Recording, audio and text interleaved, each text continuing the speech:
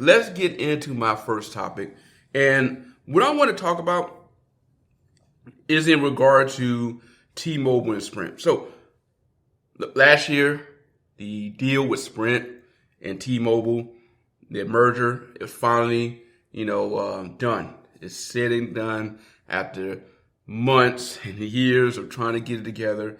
They finally got the government to sign off to say, yep, we're on board. We're going to let you guys merge. Now, one of the concerns that people had when they were allowing these two companies to merge was the idea of a monopoly being formed and removing competition. Because with competition, it allows for one, more innovation, but two, it helps with pricing.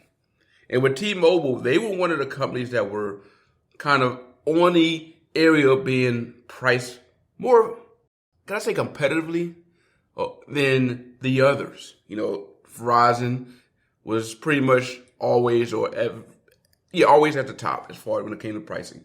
at&t wasn't that far behind.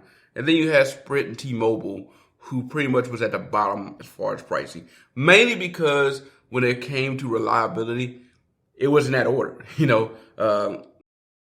Verizon was just the best, especially if you ended up being in a rural area.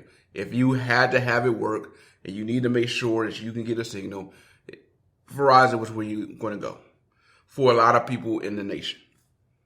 Second to that was at&t. But to those who lived in a bigger city or more of an urban area closer to where the towers would be for someone like T-Mobile or Sprint, you could take more advantage of being on T-Mobile or Sprint.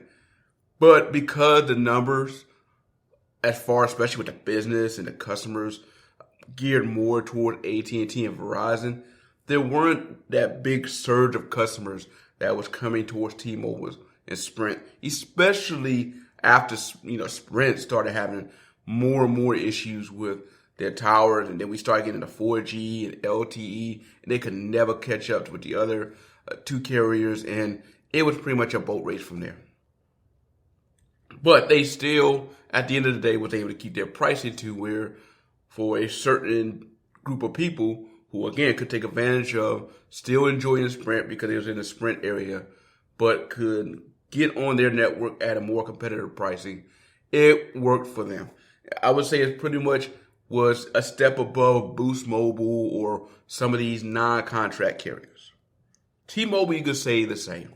Now, T-Mobile, they actually started getting much better, especially when John Legere, kind of took the reins there, and we started to see T-Mobile continue to grow, build their infrastructure, come out with these uncarrier plans, and get people on board to their network. And before long, they was pretty much looking, or now staring down some of these other carriers like at&t. So the concern was, and rightfully so, you take a T-Mobile and you merge it with a Sprint, you lose another low-cost carrier. Because you're going to think with T-Mobile getting bigger, they're going to raise their price to be more on par with that of at&t and Verizon. No matter what they say to everyone, it's like we all see it coming eventually. The other concern, because one of the things they were trying to convince people of was that they were not going to cut jobs, that they were going to bring more jobs. Now, personally, when I saw them pitch that, I was kind of scratching my head like, I kind of have to question that. And the reason why I was questioning that, because you look at a lot of these areas where you had a T-Mobile store literally right next to a Sprint store, there is no way you're going to keep both of those stores. One of those stores are going away. And you're not going to have two people doing that same job. And this was before COVID, when people was out and going to these stores and, crowding in and going in there buying phones. So you can imagine now when the numbers are clearly down. Now, I bring this up because a story came out where the CWA, which was a labor union that represents some of the workers for T-Mobile, complained that T-Mobile will be cutting jobs, around 5,000 jobs. Now, when I read that article, I was like, wait, 5,000, that's it? I think there's not going to be more than that, because when T-Mobile put out that they were going to bring in more jobs, that there wouldn't be any job losses, I had in my mind that there would be more than 5,000 jobs lost.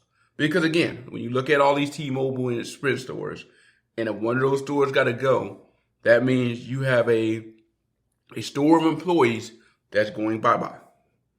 At the end of the day, that was how it's going to be. And I expected that we would see a bunch of people who end up losing their job because of the merger.